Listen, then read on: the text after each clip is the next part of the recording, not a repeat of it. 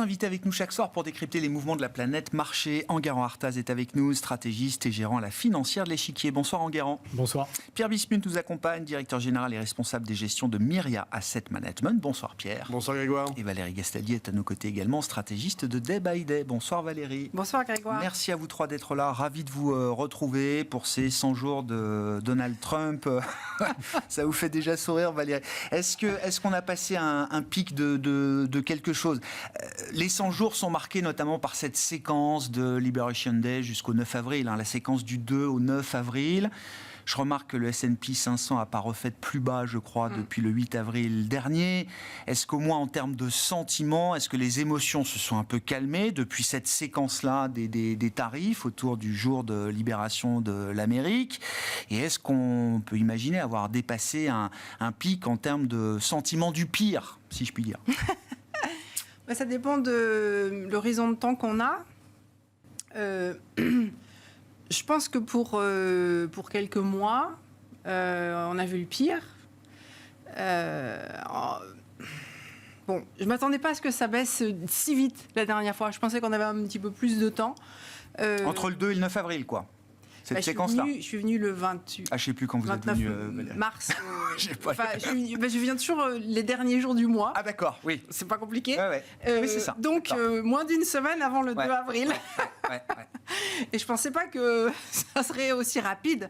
Et finalement, ce qui s'est passé en l'espace de 10 jours, c'est la correction que j'attendais depuis un certain temps.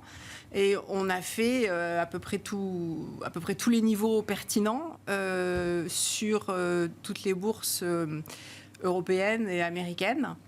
En Asie, c'est un petit peu plus compliqué. Donc, potentiellement, on peut faire des nouveaux sommets. D'accord. Bon, voilà. Il y a eu quand même une forme de capitulation, vous dites, à ce moment-là. Alors, je sais que le terme peut se discuter, mais... Oui. Il y a eu une forme de capitulation. Ce qui est un petit peu gênant, c'est que la confiance est revenue très vite sur les marchés européens. Mais il faut donner le temps au temps. Et ce qui compte, c'est pas tellement... En fait, quand le marché rebondit, c'est normal que les gens se précipitent pour acheter. Parce que, surtout quand ils ont réagi aussi vite que ce qu'ils ont réagi dans la baisse, ça c'est normal, on ne peut pas en tirer tellement de conclusions.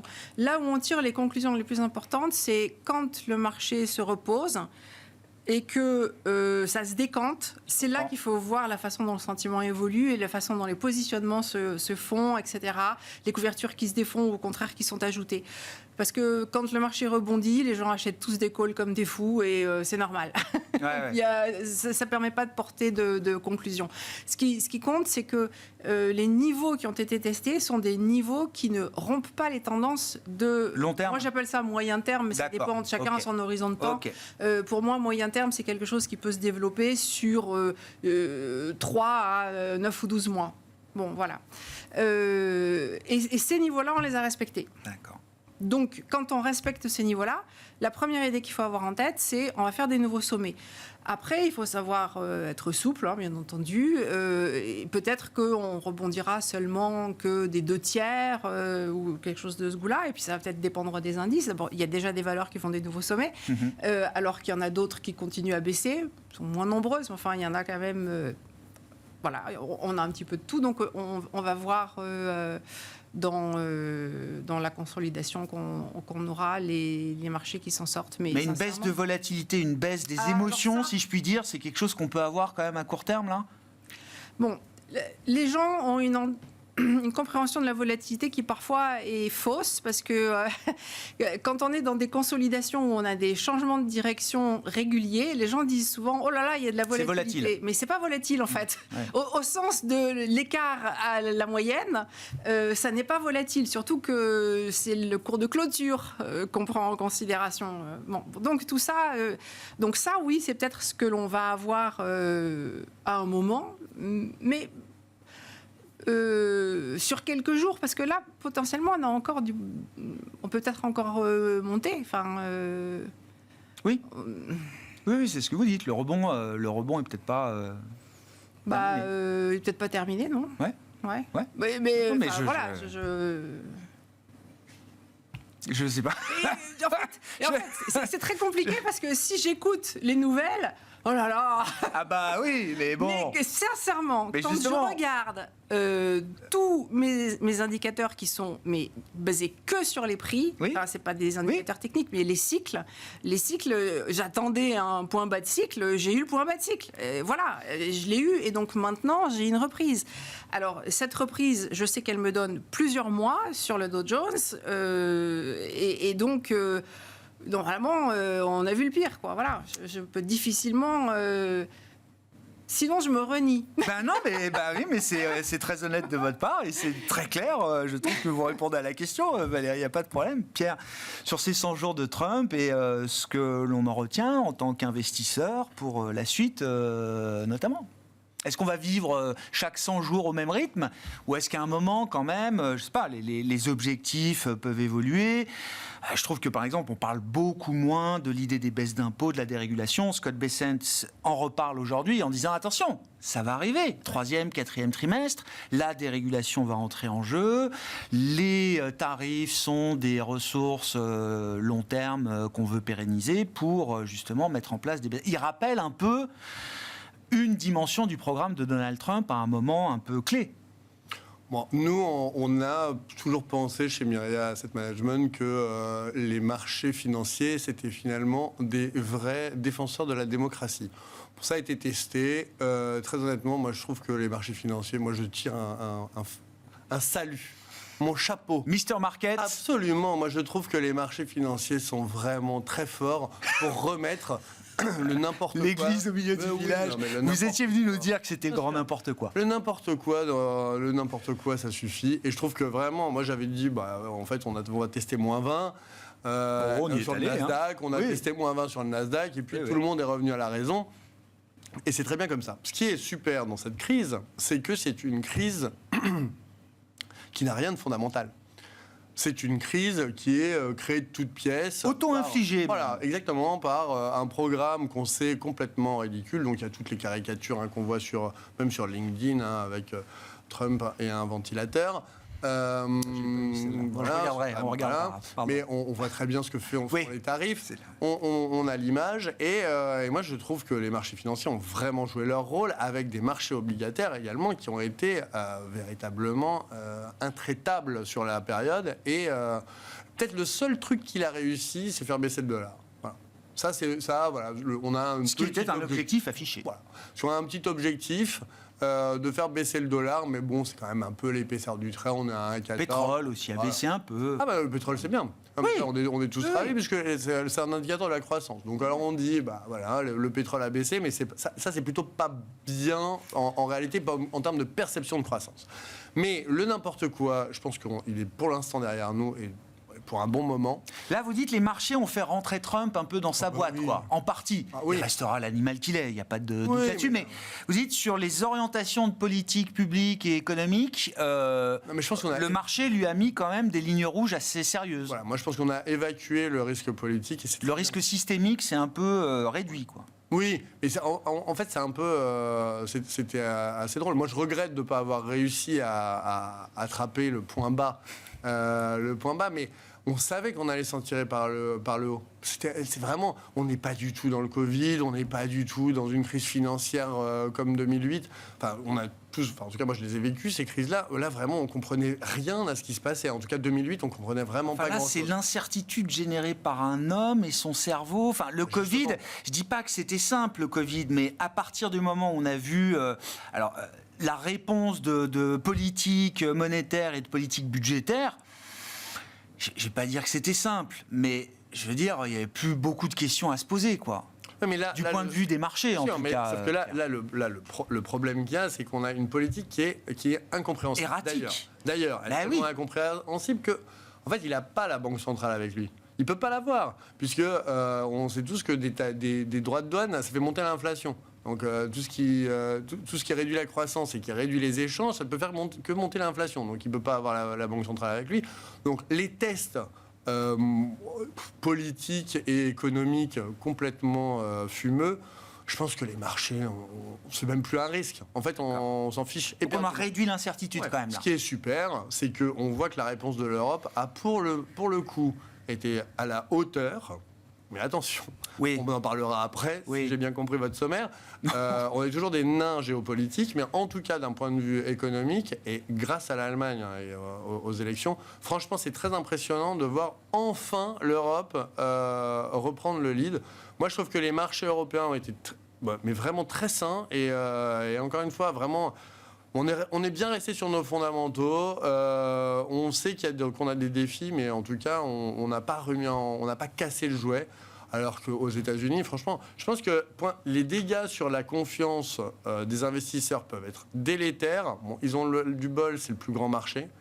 Mais je pense que là, il avait eu un pistolet à un coup et il ne pourra pas vraiment s'en servir. Je comprends. Bon, réduction de l'incertitude. Et vous dites pour l'Europe, Trump a plutôt réduit le risque structurel de fragmentation de l'Europe. Ouais, mais ça, c'est toujours impressionnant.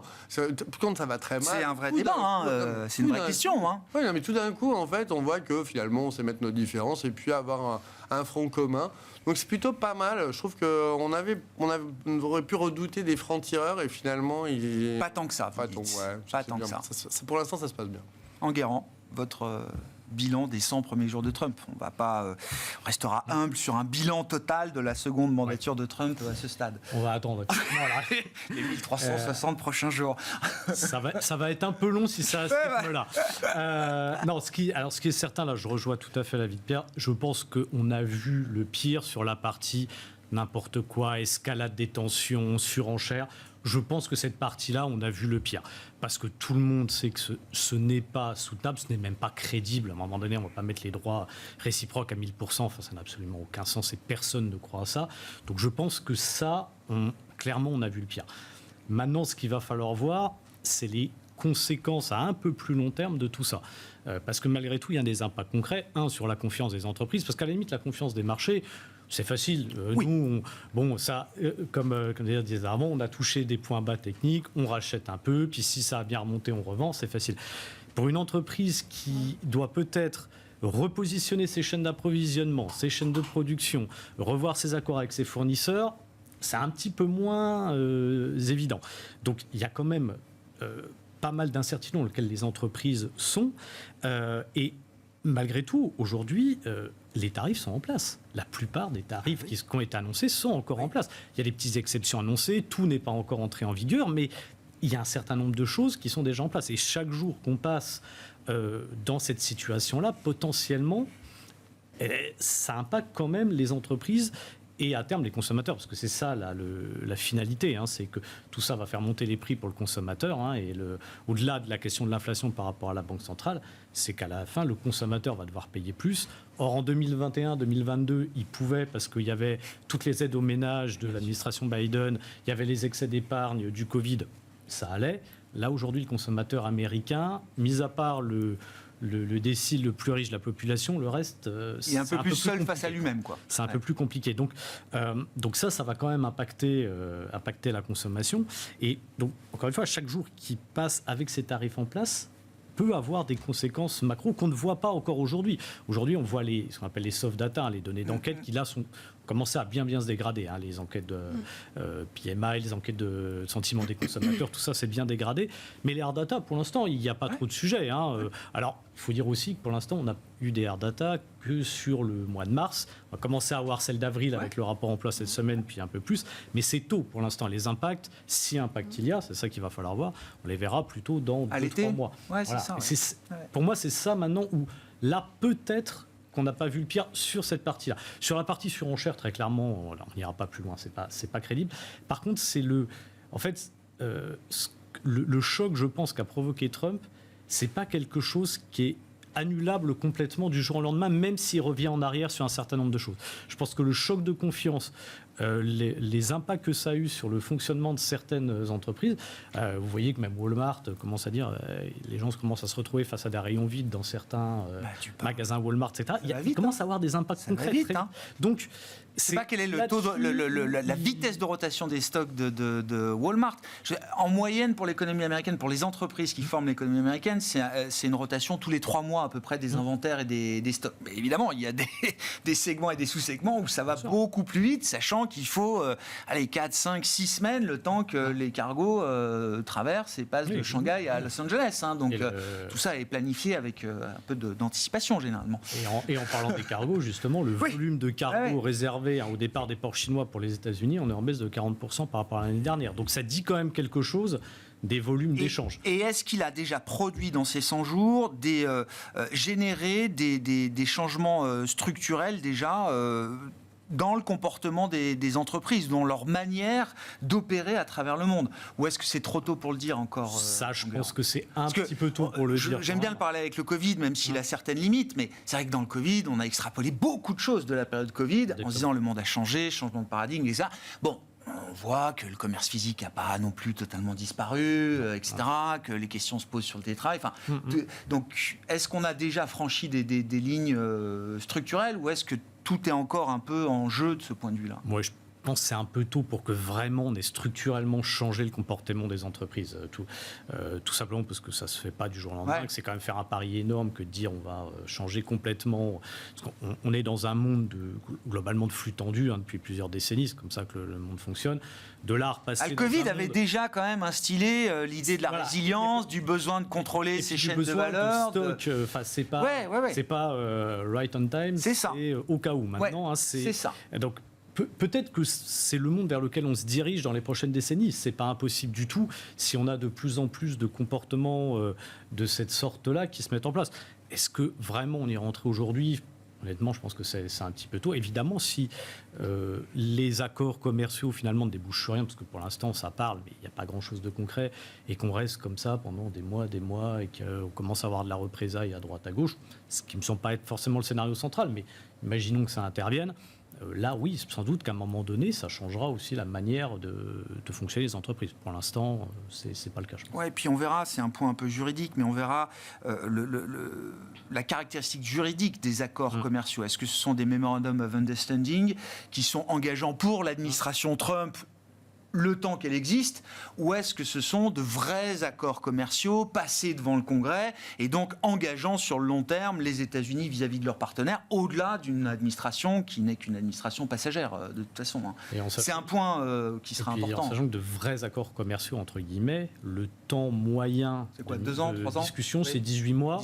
D'implémentation, c'est autour de 40 mois. Donc si on est là-dedans, on va vivre dans l'incertitude pendant encore un petit moment. Ouais. Bon, la question du dollar, comment vous y répondez aujourd'hui, Valérie ? De la confiance des investisseurs dans le dollar, est-ce que le dollar a perdu en partie au moins le statut qu'on pouvait lui conférer jusqu'à présent ? Bon, a priori, effectivement, on démarre un nouveau cycle baissier pour le dollar. On est encore un petit peu limite, mais ça semble, c'est dur à expliquer parce que en fait, moi, ce sur quoi je me base, c'est des cycles long terme que personne n'a en tête. Personne ne regarde. Mais si on veut illustrer les choses un petit peu différemment, si on pense à l'évolution de l'euro-dollar depuis 2000, en gros, le cours moyen, c'est un 23, un 25, je sais pas, un truc de ce goût-là. On a passé la moitié du temps au-dessus, la moitié du temps en dessous. On dit souvent que 1,20, c'est à peu près l'équilibre... voilà. Je pense qu'une justification de ce qui peut se passer dans les 1 an à 2 ans qui viennent, parce que c'est quand même pas des choses qui se passent, enfin, je pense pas qu'on va aller à 1,23 dans un mois, c'est que on a eu une période au cours de laquelle l'endroit où il fallait investir, c'était bien évidemment les États-Unis, parce que la tech américaine... Et la déréglementation, tout était bien pour les États-Unis. Et en fait, là, on peut se poser un petit peu la question de est-ce que c'est mieux d'aller aux États-Unis ou d'aller en Europe ? Parce que penser à aller plus loin, c'est quand même pour les plus hasardeux, encore. Donc, c'est encore États-Unis-Europe, ce débat. Et du coup, si on ne sait pas très bien où il faut aller, c'est assez logique d'aller vers la moyenne. Bon. Voilà. Donc déjà, ça veut dire qu'à un moment, il nous faut un temps pour aller jusqu'à la moyenne. Après, on verra si on retourne à des niveaux qui sont de 1,30, 1,35, 1,40, j'en sais rien. Je sais pas. Ça dépend de la vie. Enfin, ça dépend de trop de choses. Mais une première approche, c'est ça. Je comprends. Enfin, il y a quelque chose qui change. On ne sait pas très bien vers quoi on va aller. Ça coûte rien de viser le retour à la moyenne. On va aller à la moyenne parce qu'au moins... non, mais c'est... Oui. Voilà. Je l'illustrerai simplement comme ça. Bon. Le dollar a perdu effectivement quelque chose là dans ces 100 premiers jours de Trump, parce que là aussi, c'est vrai les marchés bougent vite et donc les esprits bougent vite sur les marchés et tout de suite on voit des nouveaux paradigmes, etc. Et je suis le premier à relayer le narratif d'une perte de statut des treasuries ou du dollar. Mais encore une fois, ça reste une vraie question dans ce monde-là où les alternatives pour une vraie monnaie de réserve mondiale sont encore assez peu nombreuses. Il faut quand même pouvoir encaisser, je sais pas, des trillions de demandes de dollars aujourd'hui de la part du reste du monde, quoi. Donc toutes les monnaies ne peuvent pas gérer ça. Ouais, moi, je pense sincèrement que c'est le seul point positif de la position. C'est ce que vous disiez, d'avoir fait baisser le dollar. Voilà. Mais c'est une dépréciation, c'est pas une perte de statut. Non, mais pas du tout. Non, pas du tout. En revanche, ce qui est vraiment... Mais encore une fois, moi, je suis estomaqué par la puissance... Non, mais par la puissance des marchés financiers. Vraiment, je trouve que vraiment, c'est très impressionnant Enfin, on a vu quand même des mouvements extrêmement forts sur le 10 ans américain. Donc ça veut dire qu'il y a quand même des choses qui ont été shortées, qui ont été vraiment vendues. 10 ans et 30 ans aussi. Enfin, ce que je veux dire, c'est que sur 30 ans aussi, on a vu bouger des choses. Voilà. Et donc, il y a quand même des flux, même si je ne crois pas super au flux, mais là, honnêtement, pour avoir une réévaluation aussi rapide des taux à 10 ans et des niveaux de risque implicites sur certaines zones géographiques, notamment les États-Unis, moi je trouve que les marchés financiers ont vraiment, vraiment fait leur rôle de régulateur. Honnêtement, c'est vraiment impressionnant. Et c'est de la pure prime de risque qui s'est formée là, dans ces 50 points de base qu'on a vus. En tout cas, je trouve que c'est dire attention, on a un monde à l'équilibre et là tu es en train de le déséquilibrer. Et si tu le déséquilibres, voilà ce qui peut arriver. Et ce qui était vraiment très intéressant dans la courbe des taux, c'est quand même ce plongeon du 3 ans. Donc on avait un truc complètement... Je n'ai pas vérifié avant de venir, mais franchement, au pire de la crise, on avait un truc complètement inversé entre le 0, donc le JJ, et le 3 ans. Et ensuite, une courbe pentue. Donc le marché financier obligataire, il disait vivement qu'on se débarrasse de l'administration Trump, parce que là, on va direct vers la récession et après, on reprend un truc un peu normal. Ça, c'est vraiment intéressant. Je trouve que le rôle de régulation des marchés encore une fois, c'est une crise créée de toutes pièces. Ce n'est pas une crise fondamentale. C'est pour ça que, bon, on est parti avec des actions, tant pis, ça baisse, et puis on sait que on va s'en tirer par le haut, parce qu'il n'y a aucune incertitude sur l'issue. Bon, sur le marché obligataire, qu'est-ce que le marché obligataire a escompté effectivement à travers cette crise? D'ailleurs, on notera que alors c'est pas un rallye, mais il y a quand même un peu de détente obligataire depuis quelques jours. On est passé de 4,50 à 4,20 sur le 10 ans américain. Les choses se tassent un petit peu. Et puis on n'a pas cassé de niveau non plus. On n'est pas retourné voir les 5%. On n'a pas touché les 5% sur le 30 ans, qui aurait été, à mon avis, un solde dollar. Mais on l'a approché. Pas loin. Je pense que savoir combien ça a pesé dans les revirements de Trump, c'est difficile à dire, parce que ça serait rentré dans la psychologie du personnage, qui me semble un exercice un peu périlleux, mais probablement que ça a joué, incontestablement. Après, qu'est-ce qui a entraîné cette montée des taux ? Il y a plein de choses potentielles. Il y a effectivement un effet presque un peu de bond vigilant, donc des marchés obligataires qui, comme ils l'ont fait en Angleterre il n'y a pas si longtemps, ou même aux États-Unis sous le premier mandat de Clinton de mémoire, où quelque part le marché obligataire dit au gouvernement, là vous faites n'importe quoi. Il y a certainement une partie de ça. Il y a une partie supposée auquel je ne crois pas beaucoup d'accélération des flux vendeurs de la part des détenteurs étrangers, Japon, Chine.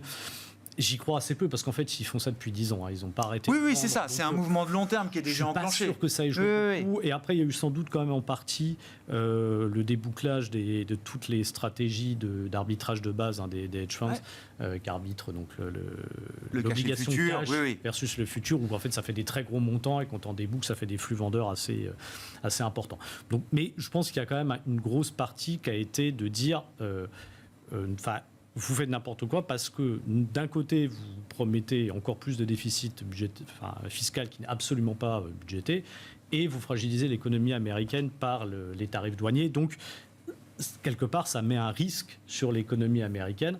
Alors, on peut se dire naturellement que si ça risque de causer une récession, un crash de l'économie, les taux devraient baisser. Mais là, c'est une alerte qu'on envoie en disant ce que vous faites ne va pas et c'est de la défiance. Là, ce qu'on voit depuis quelques jours, c'est que je pense quand même que le fait de clarifier, de dire non, on n'ira pas en frontal contre Jérôme Powell et contre la Fed, ça a un petit peu détendu tout le monde. Il y avait quand même de gros doutes que ce soit faisable légalement, mais malgré tout, donc la certitude est là. Pour vous, l'affaire Trump-Powell, elle est passée, ou le pire de l'affaire est derrière nous ? Je pense que de base, elle n'est pas crédible. Donc, de toute façon, juridiquement, c'est extrêmement compliqué. Quel intérêt a en plus Trump de le faire, alors que malgré tout, la Fed, elle est quand même plutôt dans un objectif de baisser les taux. Peut-être pas dans le timing de Trump, peut-être pas aussi vite, etc. Mais la Fed, et Powell le premier, Powell est sans doute un des plus accommodants aujourd'hui au sein de la Fed, Powell le premier, il veut baisser les taux. Donc il n'y a aucun intérêt à jouer ce rôle-là. Il a besoin d'un adversaire politique. Voilà, mais c'est un contre-feu. Pour moi, qui se batte contre quelqu'un, quoi. Ce n'est qu'un Comme il n'y a plus personne en face. Puis au moment où on commence à voir que la Chine ne cède pas, on va attaquer un autre adversaire. Ça permet de montrer quand même qu'on a des muscles. Mais je pense que ça, c'est pareil. Et Bessent a aussi clarifié la situation. Je pense que ça, on ne reviendra pas dessus. Peut-être qu'on aura à nouveau des petites piques sur la Fed, il ne baisse pas assez vite, etc. Ou peut-être des critiques envers Powell, surtout plus on se rapprochera de la fin du mandat de Powell. C'est très probable. Mais cette hypothèse que Powell ne termine pas son mandat, je pense que ça aussi, on s'est écarté aujourd'hui. Ah ouais. Qu'est-ce que le marché price, le marché des actions là aujourd'hui, en termes de scénario macro, ça coïncide quoi avec un gros ralentissement américain à un certain stade cette année. Ça peut coïncider avec ce qu'on est passé par l'idée d'une récession dans cette phase de crise, dans ces 100 premiers jours de Trump. Est-ce que le marché est allé jusqu'à escompter l'idée d'une récession américaine, ou est-ce qu'on s'est gardé justement d'en faire un scénario trop central? Toujours difficile à dire, ça dépend sur quoi on raisonne en termes de marché. En fonction des classes d'actifs, on n'a pas tout à fait les mêmes réponses. Si on raisonne en termes de niveau, en termes d'amplitude de drawdown, mais en termes par exemple de valorisation, on est à 21 fois le PE sur le S&P 500. Ça ne price pas un gros ralentissement économique quand même. C'est le dernier point bas récent, qui n'était même pas une récession, c'est 2022, on était à 15.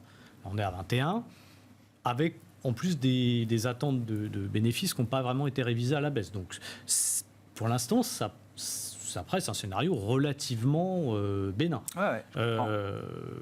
Quand même un changement de paradigme, parce qu'on a on est quand même rebaissé par rapport, que ce soit les niveaux absolus de marché ou les niveaux de valorisation, on s'est quand même redétendu par rapport au niveau qu'on avait atteint mi-février. Mais on ne price pas quelque chose de vraiment très externe. C'est peut-être là, autant sur les marchés européens, je pense que pour le coup, le marché européen est beaucoup plus simple. Aujourd'hui, le marché européen, la valorisation, elle ne price pas une énorme récession mondiale, mais c'est assez logique, parce que surtout l'Europe, on était à 0,5, 0,7 de croissance prévue. Bon, avec l'impact des guerres commerciales, ça sera peut-être 0,1, 0,2, mais ça ne change pas fondamentalement la tendance. Et puis, il y a toujours ces plans d'investissement qui vont venir après. Donc là, sur les marchés européens, finalement, ce qui est pricé assez faire. Sur les marchés américains, on price un scénario qui est assez bénin. Peut-être qu'il peut être un peu plus méchant et qu'à un moment donné, on peut avoir un petit peu de repricing supplémentaire. Surtout si à un moment donné, comme on disait tout à l'heure, on a les hard data qui confirme le message des soft data, ce qui n'est pas acquis pour l'instant. Et quelque part, c'est logique. Le marché aujourd'hui price la désescalade et la détente. C'est logique, puisque c'est la tendance des dernières semaines, donc c'est ce que le marché price. Est-ce que, sans doute qu'on restera dans cette tendance à la détente. Après, c'est l'impact réel sur l'économie qu'il va falloir mesurer. Pour l'instant, le marché ne price, à mon sens, pas totalement. Vous disiez, Valérie, tout à l'heure, aller au-delà du marché européen, c'est-à-dire en Asie et donc en Chine, ça reste encore assez hasardeux aujourd'hui, vous dites, pour vous? Il n'y a pas de... Oui, pour la résilience du marché chinois, là, c'est pas quelque chose qui vous inspire encore Non, pas encore. À la rigueur, on peut se poser des questions sur le Japon. Mais il n'y a toujours pas de signal net. Et j'étais pas tout à fait d'accord avec ce qui se disait sur les obligations, parce que pour moi, quand même, le signal est très clair, parce qu'on a une pontification forte de la courbe des taux. Moi, je trouve qu'il ne s'est pas passé grand-chose sur les taux longs en eux-mêmes, dans l'absolu, puisque effectivement, on n'a pas franchi des seuils clés, on n'a pas fait des nouveaux sommets ni quoi que ce soit en taux. En revanche, sur la pontification, ça a été très rapide, et ça a été très rapide sur le 10-30 aussi. Parce que le 10-30, il ne bougeait pas. On était ça faisait 2 ans, en gros comme l'euro-dollar, ça faisait 2 ans que c'était extrêmement contenu. Et là, on a fait sauter une limite sur le 10-30. Donc en fait, on a le message très clair que c'est la prime de terme qui est en train de se constituer. Donc que la signature américaine est en train de perdre de la qualité. Parce que oui, maintenant, il faut quand même nous payer plus. Et c'est des mouvements, quand ils se mettent en place, qu'on n'arrête pas jusqu'à ce qu'on atteigne... alors qu'on n'arrête pas, attention. Une fois encore, ça se déploie sur 2 ans. Quand on enclenche ce genre de mouvement et de stratégie, on ne revient pas dessus et la récession dès le lendemain, est devant dans l'économie réelle. Elle n'est pas derrière quand la courbe de taux se pontifie. La récession est devant nous. La récession, c'est juste après. Aux 2/3 de la pontification de la courbe de taux. Enfin, elle n'est pas facile, ça dépend des fois, etc. Il y a d'abord la phase d'aplatissement et la violente pontification. Voilà, c'est quand ça devient inévitable et que boum, on va dans le mur et qu'on va à la récession. Donc la récession, elle est pour cette année aux États-Unis, ça c'est clair. Pour moi, c'est ce que nous disent les marchés financiers. Et donc, sur les actions, on a une période de répit, mais c'est pas du beau temps. C'est ce que je dis depuis un petit moment, et c'est qu'on est en train de construire des sommets importants sur tous ces marchés. Et on ne peut pas savoir le rythme et la façon dont on va construire ces sommets. Il faut casser les dynamiques précédentes. Et en fait, il faut donner des coups de boutoir pour venir à bout de l'optimisme de Pierre. Non, mais je comprends. Qui reste bien ancré. Non, mais je suis optimiste, mais effectivement, moi j'ai trouvé ça très intéressant que ça s'inverse complètement. Et alors là, pour le coup, qu'elle s'aplatisse, mais négativement, très fortement sur le 0,3 ans. Ça, c'était intéressant. C'est que cette période sur le 0,3 ans, le 3 ans qui... Donc le reste du mandat de Trump. Non, mais donc ça veut dire qu'en fait, on a... Donc, en tout cas, on a une vue très négative sur les 3 parce que le taux s'effondre, donc le prix des obligations remonte, mais entre 0 et 3 ans. Et après, ça se repentifie. Moi, j'ai trouvé ça très intéressant et que la pression... Ça joint bien l'idée que le marché a pricé, en tout cas à travers certains instruments, l'idée d'une récession ou pour cette année, ou en tout cas pour la fin, d'ici la fin du mandat de Trump. Comment ça se passe s'il y a une récession aux États-Unis là, un jour? En tout cas, moi, je trouve que le marché... Alors là, pour le coup, actions, c'est pour ça que je ne suis pas si optimiste sur les marchés actions. Je trouve que le Nasdaq à moins 10... revenu à moins 10, je parlais quand même d'un jouet un peu cassé. Et quand les marchés sont évalués à la perfection, il faut vraiment que le monde soit parfait. Et là... quelque chose vous dit que... Et là, en fait, le monde n'est plus parfait. Et ce qui va être très intéressant, c'est de voir la différence entre les fournisseurs de biens et les fournisseurs de services. Ça va vraiment être passionnant, je pense. Et notamment dans les 7 magnifiques. En fait, franchement, quand on voit la partie d'échecs qui est en train de se mettre en place, c'est vraiment passionnant. Parce qu'on a un Musk qui arrête la politique très rapidement. On va voir si les dégâts sur Tesla, ils sont rédhibitoires ou pas. Parce que je pense qu'ils ne s'attendaient pas du tout à une fronde pareille et à un effondrement des ventes de voitures. Vraiment, l'effondrement des ventes de voitures. Des problèmes de capacité, des usines qui ne tournaient plus non plus. Enfin, je veux dire, quand on ne produit plus, c'est compliqué de vendre. Ça, c'est quand même très intéressant de savoir si, en fait, les ventes vont rester à moins 60. Parce que les dégâts sur la marque... Non, mais les dégâts sur la marque sont quand même vraiment très importants. Moi, je ne pensais pas du tout. Moi, je ne pensais pas que... Moi, les phénomènes de boycott, j'y crois pas trop. Et puis, c'est rarement... c'est pas un phénomène de boycott. C'est rarement durable. Non, mais c'est pas un phénomène de boycott. Je pense que c'est un phénomène de désaffection. Et que finalement, en fait, on est... non, mais je pense que, par exemple, Apple voudrait pas perdre ce statut sur les téléphones portables. Et Tesla, c'était une référence. Et en fait, tout d'un coup, on s'est dit, il y a peut-être d'autres alternatives. Donc, c'est pas juste politique, vous dites. C'est aussi la concurrence à côté. D'accord. Moi, je pense que la désaffection, c'est bien pire que le boycott. Et on va voir comment ça se passe sur les fournisseurs de services, donc notamment les Meta. On voit que Netflix, là, on parlait de nouveau plus haut. Netflix, un truc assez mondial. Personne n'a pris parti politiquement et je pense que c'était salutaire de ne pas le faire. Hein. Et on voit bien que Netflix, ils peuvent annoncer des résultats formidables. Personne ne se dit on n'aime pas la culture américaine, on va se désabonner de Netflix. Pas du tout. On n'est pas du tout dans ce truc-là. Donc on a d'un point de vue les biens culturels, donc plutôt services, on va dire, qui sont épargnés par ce délire. On va voir comment on verra combien de temps ils sont épargnés. Hein. Je veux dire, c'est des boîtes qui peuvent typiquement se retrouver à un moment dans le conflit commercial entre l'Europe et les États-Unis. Hein. Ouais, Puisqu'on a cet excédent de service, enfin les Américains ont un excédent de service chez nous, s'il faut à un moment quand même mettre en place des représailles. Oui, mais c'est d'autant plus délirant. C'est d'autant plus délirant que en fait, les tarifs ne s'attaquent qu'aux biens sans tenir compte des services. Ça, c'est quand même... Non, mais c'est pour ça que... Oui, c'est une vision parcellaire du monde. Non, mais ça, il n'y a pas de doute. Ça, en fait, les marchés financiers, cette vision parcellaire du monde, ne peuvent pas accepter. Qu'est-ce qu'on fait dans ces marchés alors, Pierre ? Nous, on conserve notre biais pro-européen. C'est que c'est surprenant. 2025. Donc là, il y a quand même l'idée que le schéma de marché, ce qu'on a vécu de l'ultra-dominance boursière des États-Unis à travers une poignée de valeurs, comparé au reste du monde, vous dites ce schéma-là, il est quand même en tout cas, là, amoindri. Il est d'accord. Autant. Donc en relatif, on peut avoir. Moi, je trouve qu'en fait, autant de 2024, il n'y avait aucune question à se poser. 2025, vraiment, c'est le jeu est plus ouvert, quoi. Ouais, beaucoup plus ouvert et beaucoup plus ouvert vers l'Europe. Parce que en fait, encore une fois, les crises politiques, c'est très compliqué à gérer. Donc moi, je pense qu'il ne faut pas les gérer. Mais en revanche, ça donne de l'information.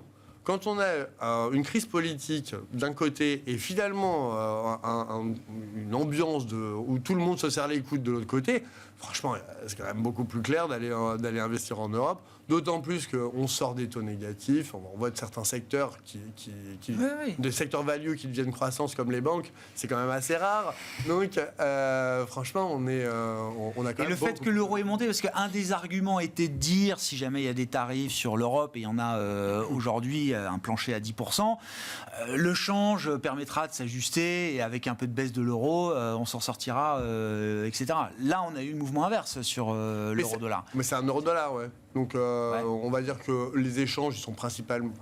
Même trade-weighted, même pondéré des échanges commerciaux face aux devises partenaires, l'euro a quand même bien remonté. Ouais, hein. Non, mais c'est sûr. Mais en tout cas, on a une zone commerciale qui est quand même relativement forte en Europe.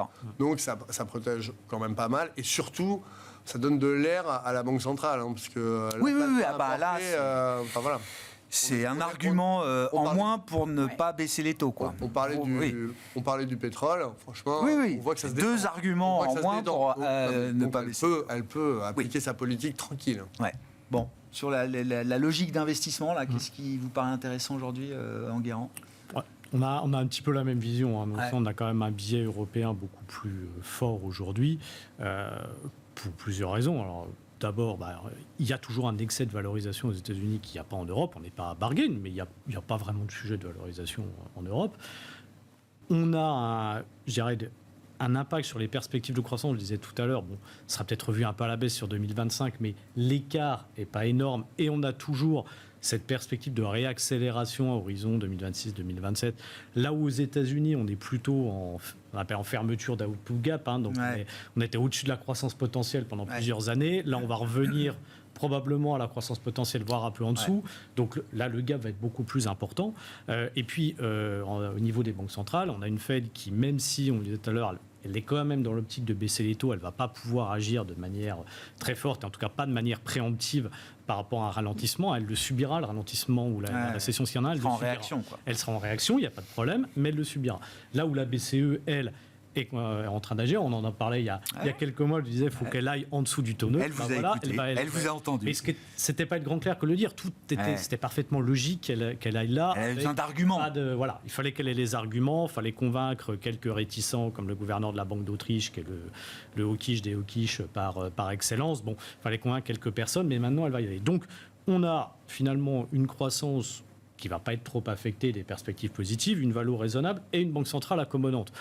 C'est quand même pas mal. C'est pas un choix par défaut, quoi. Non, il y a un vrai intérêt par défaut. Et d'ailleurs, si on va dans le même sens, l'autre pays qui quelque part coche des cases aussi de ce point de vue-là, même si c'est peut-être un peu plus audacieux d'y aller, c'est la Chine. La Chine, malgré tout, alors il y aura l'impact de la guerre commerciale, très clairement, qu'il va falloir prendre en compte, mais le gouvernement chinois probablement sortira un bazooka à ce moment-là, pas avant, il ne faut pas attendre à mon avis quelque chose avant. Ça, donc là aussi, il y a encore des mesures à venir. Si l'impact est trop fort, il y aura des mesures, j'en suis un peu persuadé. Et on voit par ailleurs ce qui était le gros frein de la Chine depuis 2-3 ans, c'est-à-dire la confiance des consommateurs et des ménages, commence à repartir petit à petit, et donc avec des perspectives sur la consommation intérieure qui peuvent être un peu plus intéressantes. Donc, aller très progressivement re-regarder ce qu'il y a en Chine, notamment sur la tech chinoise qui fait preuve d'innovation quand même de manière très importante, ça ne me semble pas une mauvaise idée. Dans les 100 jours, le mandat de Trump a commencé avec DeepSeek. Voilà, et puis là, on a les annonces de Huawei. Oui, ça continue. 40 secondes sur l'investissement. Moi, je préfère le Japon à la Chine. Et quitte à jouer la relance de la Chine, on peut la jouer par le Japon parce que quand même leurs échanges sont assez étroits et a priori ne peuvent que s'intensifier. Donc c'est bon pour le Japon. La hausse de l'euro, moi je vois ça d'un œil favorable effectivement pour la zone euro parce que en fait historiquement, le moment où la bourse européenne surperforme, c'est le moment où l'euro est fort. Oui. Et puis ça va nous permettre effectivement d'avoir une banque centrale qui sera beaucoup plus cool, moins d'inflation à importer, pas de problème sur la devise, enfin bon, tout ça c'est bien, on est déficitaire en pétrole, donc c'est bien, enfin en matières premières, donc c'est bien aussi d'avoir un euro fort, ça peut qu'aider notre croissance. Boursièrement, on n'a pas encore beaucoup de signaux, mais peut-être qu'ils vont venir. Je veux dire, le fait qu'on ait trouvé un point bas pour 1 ou 2 ans dans la performance relative est possible. Maintenant, dans quelle mesure on va réussir à surperformer, je ne sais pas. Je ne sais pas. Jusqu'où ça va aller, cette surperformance bon. À suivre. Bon, ben voilà, merci. Il faut quand même acheter au bon prix, quoi. Il ne faut pas se jeter dans... Et je crois que l'aspect de valorisation revient quand même comme étant un facteur aujourd'hui il faut être très tactique. Important. Parce que et la devise. Le dollar continue de baisser, les actions américaines. Ah bah oui, c'est la double peine. Ah bah ça, c'est la double peine. Ouais, merci à vous trois d'avoir été les invités de Planète Marché ce soir. Enguerrand Artaz, la financière de l'échiquier, Valérie Gastaldi de Day by Day, Pierre Bismuth, Myria Asset Management.